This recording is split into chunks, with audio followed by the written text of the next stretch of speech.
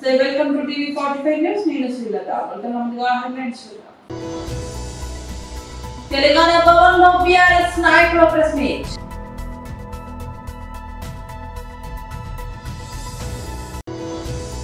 సర్దార్ సర్వాయి పాపన్న గౌడ్ మహారాజ్ గారి 175వ జయంతి ఉత్సవంలో ప్రసంగిస్తున్న సీఎం రేవంత్ రెడ్డి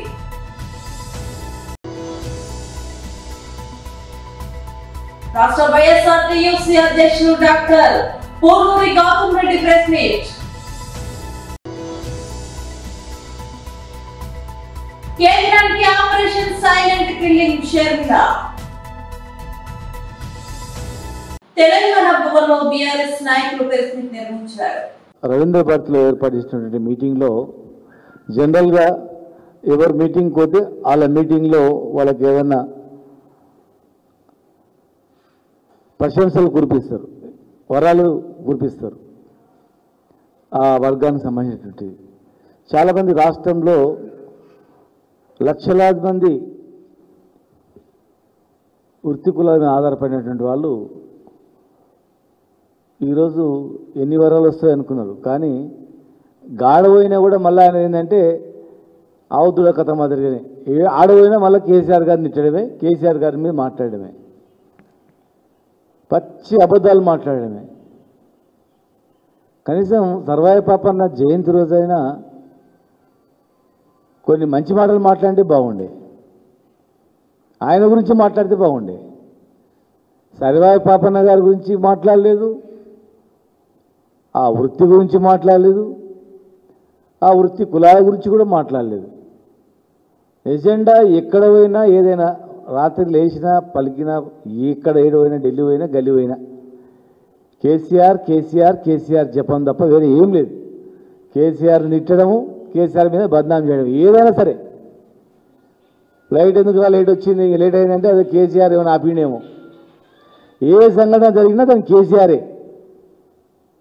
ఈ రాష్ట్రంలో వరదలు ఎక్కువ వచ్చినాయంటే కూడా కేసీఆర్ వల్లనే వరదలు ఎక్కువ వచ్చినావా అని అంటారేమో. అట్లా అయిపోయింది పరిస్థితి.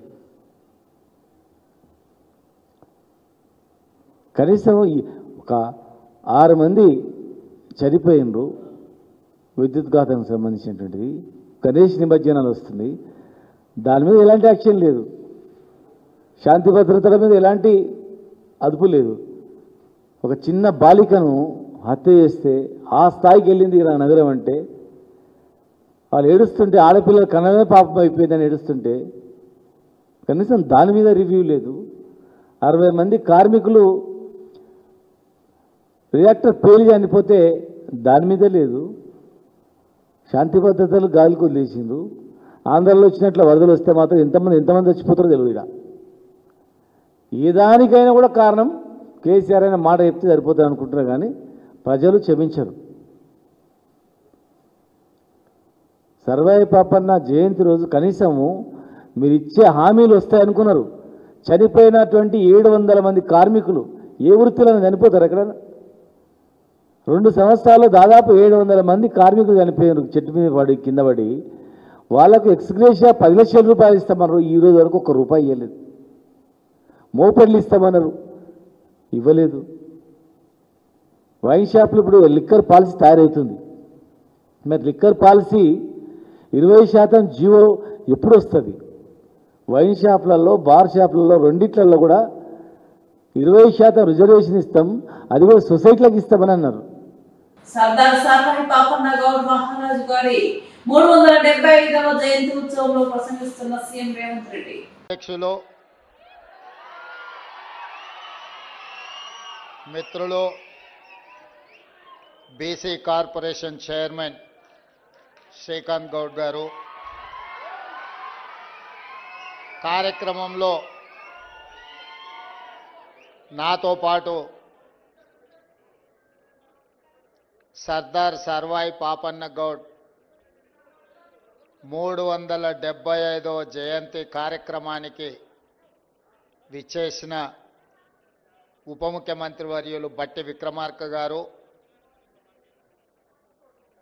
కాంగ్రెస్ పార్టీ తెలంగాణ అధ్యక్షులు మిత్రులు మహేష్ కుమార్ గౌడ్ గారు, హైదరాబాద్ ఇన్ఛార్జ్ మంత్రివర్యులు మిత్రులు పొన్నం ప్రభాకర్ గారు, మంత్రివర్యులు జూపల్లి కృష్ణారావు గారు, మంత్రివర్యులు అడ్లూరి లక్ష్మణ్ గారు, మంత్రివర్యులు మిత్రులు వాకిటి శ్రీహరి గారు, పెద్దలు మాజీ పిసిసి అధ్యక్షులు, మాజీ రాజ్యసభ సభ్యులు, ప్రభుత్వ ప్రత్యేక సలహాదారులు కేశవరావు గారు, బీసీ కమిషన్ చైర్మన్ పెద్దలు నిరంజన్ గారు, మిత్రులు క్యాంపెయిన్ కమిటీ చైర్మన్ మాజీ పార్లమెంట్ సభ్యులు మధు యాస్కి గౌడ్ గారు, మహిళా కమిషన్ చైర్పర్సన్ సోదరిమణి శారద గారు, శాసనమండలి సభ్యులు, శాసనసభ్యులు, వేదిక మీద ఉన్న పెద్దలు,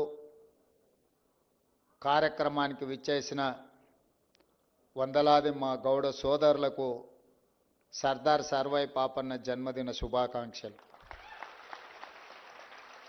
అదేవిధంగా బలహీన వర్గాల తరఫున ఏ సమస్య ఉన్నా ముందుండి మాట్లాడే సోదరుడు జాజుల శ్రీనివాస్ గౌడ్ గారు, వారి మిత్ర బృందం ఈరోజు ప్రభుత్వం నిర్వహిస్తున్న ఈ కార్యక్రమాన్ని విజయవంతం చేయడానికి కొన్ని దశాబ్దాలుగా సర్దార్ సర్వాయి పాపన్నకు సరైన గుర్తింపు ఉండాలి, వారి విగ్రహం బహుజనులకే కాదు తెలంగాణ సమాజానికి ఆదర్శంగా నిలబెట్టాలి అన్న ఆకాంక్ష ఈనాడు నెరవేరబోతుంది. ఆనాడు నేను పిసిసి అధ్యక్షుడిగా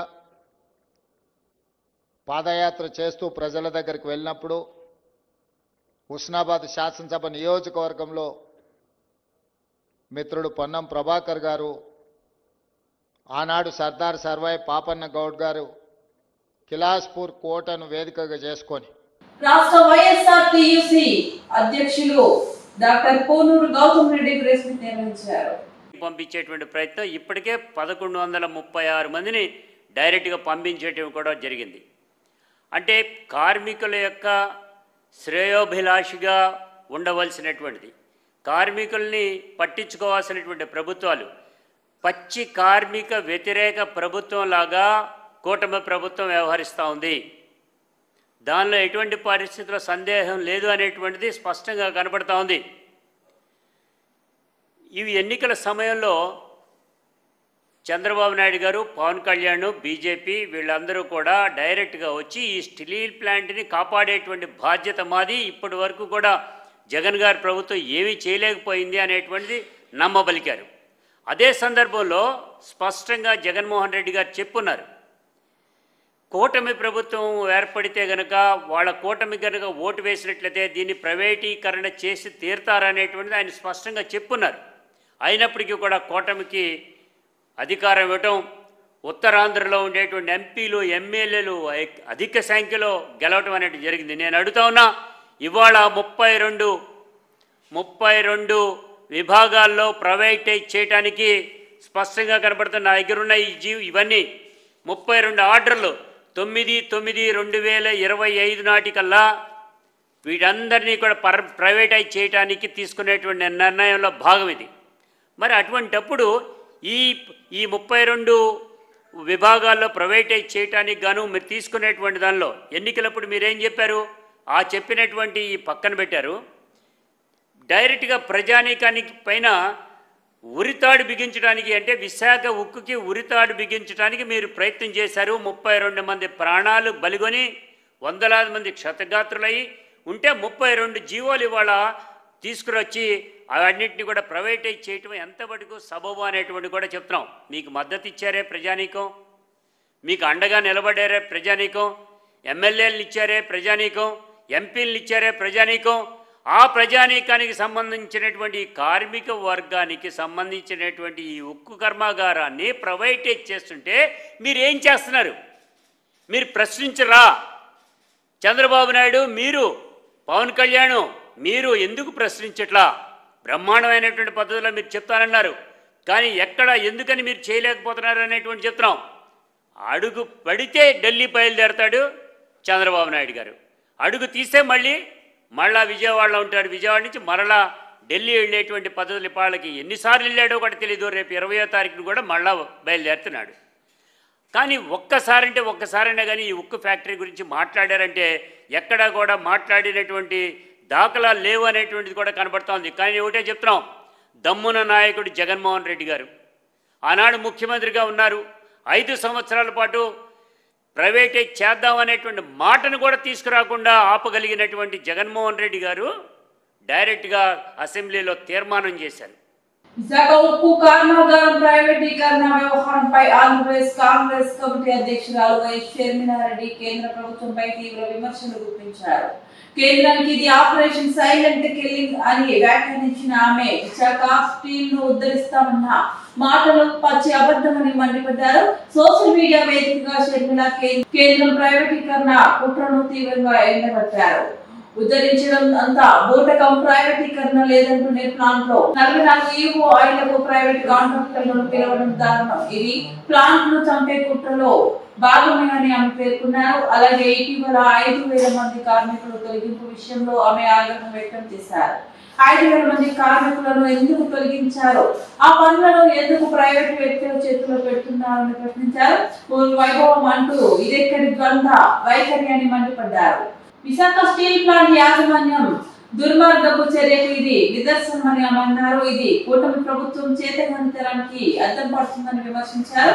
కేంద్ర ప్రభుత్వ దర్శకత్వంలో ప్లాంట్ ను దశల వారీగా నాశనం చేస్తున్నారని ఆమె మండిపడ్డారు. మోదీ దోస్తుల చేతుల్లో స్టీల్ ప్లాంట్ పెట్టాలని చూస్తున్నారని, దానికి చంద్రబాబు మద్దతు ఇస్తున్నారని అన్నారు. ప్లాంట్ లో ప్రైవేట్ కాంట్రాక్టర్లను ఆహ్వానించాలని ఆమె తీవ్రంగా ఖండించారు. తాజాగా ఇచ్చిన 44 ఈవో ఆయిలను వెంటనే వెనక్కి తీసుకోవాలని, తొలగించిన 5,000 మంది కార్మికులను తిరిగి విధుల్లోకి తీసుకురావాలని షర్మిల డిమాండ్ చేశారు. ప్రైవేట్ భాగస్వామ్యాన్ని వెనక్కి తీసుకునే విషయంలో స్టీల్ ప్లాంట్ల కార్మికుల పక్షాన కాంగ్రెస్ మరో దశ పోరాటానికి సిద్ధమవుతుందని ఆమె హెచ్చరించారు. నిత్యం బడుగు బలహీన వర్గాల కోసం అహర్నిశలు పాటుపడే రాష్ట్ర అటవీ పర్యావరణ అలాగే దేవాదాయ శాఖ మంత్రి కొండా సురేఖ ఆయురారోగ్యాలతో ఉండాలని ఆ భగవంతుని ప్రార్థిస్తున్నామని టీపీసీసీ నాయకులు మీసాల ప్రకాష్ అన్నారు.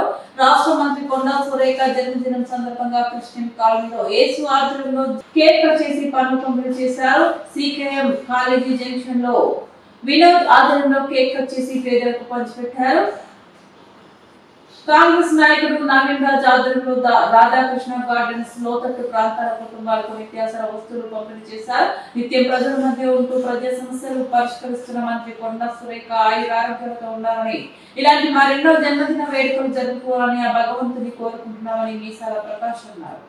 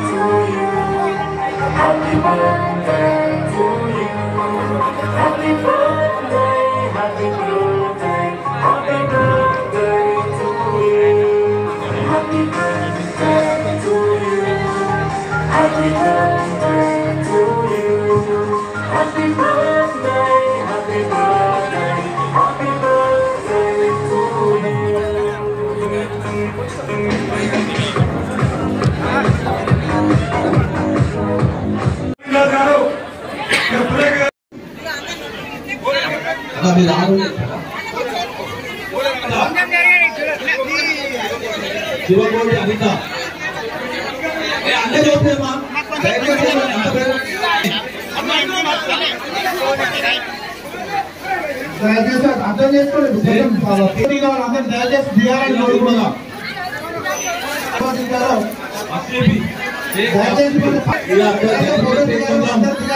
వేరే నాయకులు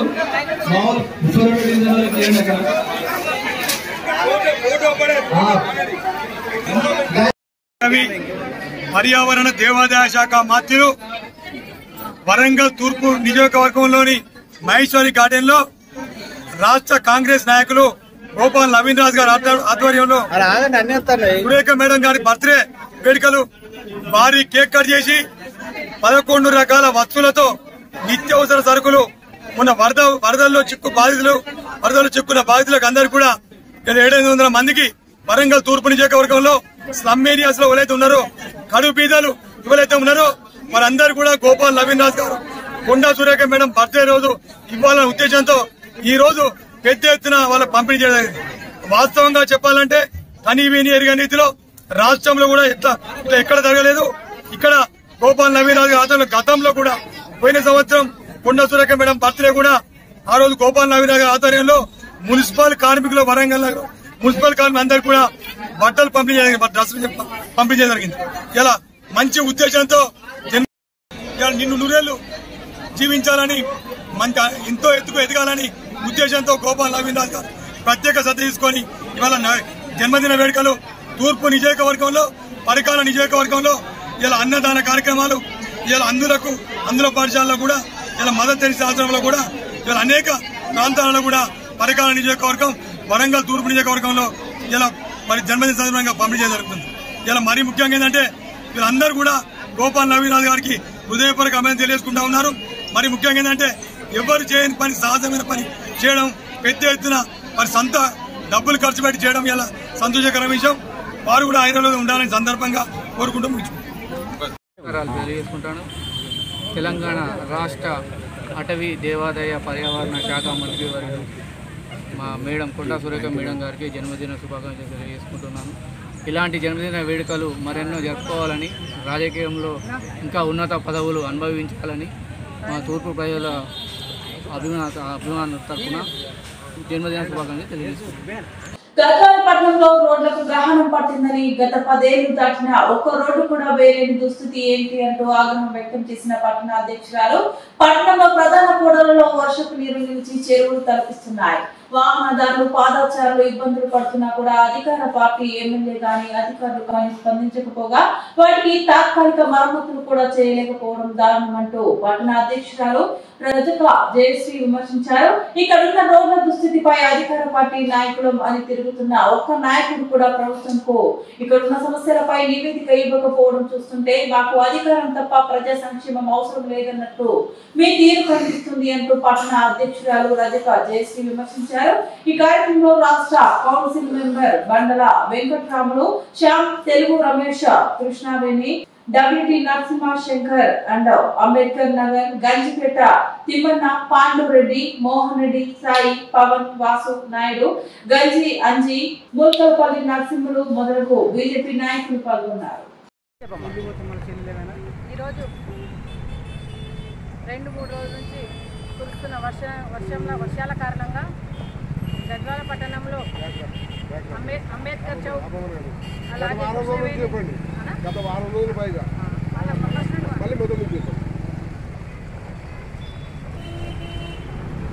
గత వారం రోజులుగా కురుస్తున్న వర్షాల కారణంగా గద్వాల పట్టణంలో ఎక్కడ చూసుకో రోడ్డు అంబేద్కర్ చౌక్ కానివ్వండి, కృష్ణవేణి చౌక్, అలాగే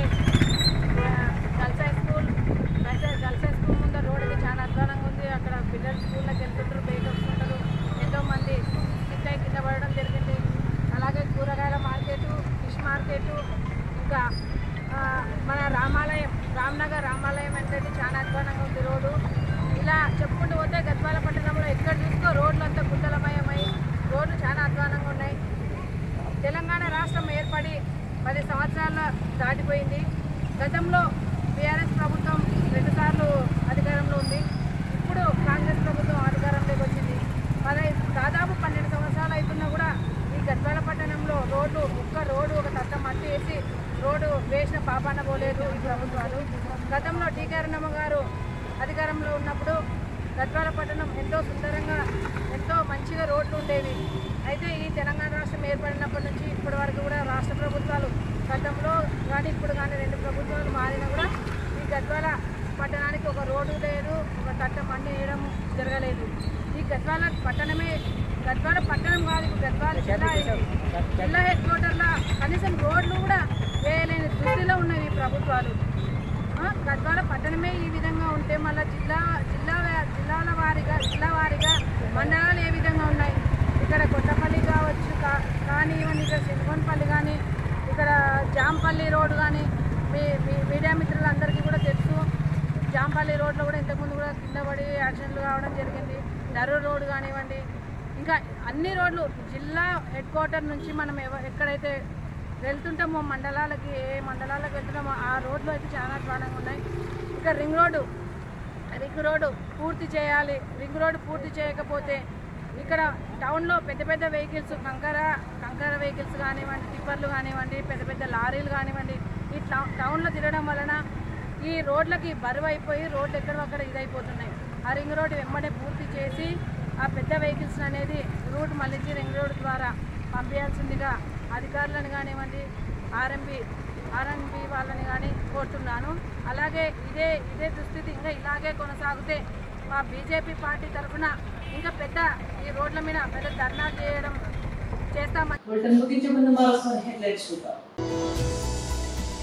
తెలంగాణ భవన్లో బీఆర్ఎస్ నాయకుల ప్రెస్ మీట్.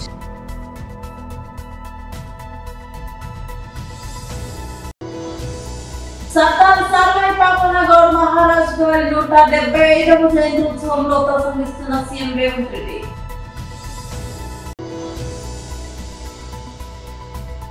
రాష్ట్ర వైఎస్ఆర్టీయూసీ అధ్యక్షుడు doctor Purvuri Gautam Reddy press meet. కేంద్రానికి ఆపరేషన్ సైలెంట్ కిల్లింగ్ షర్మిల.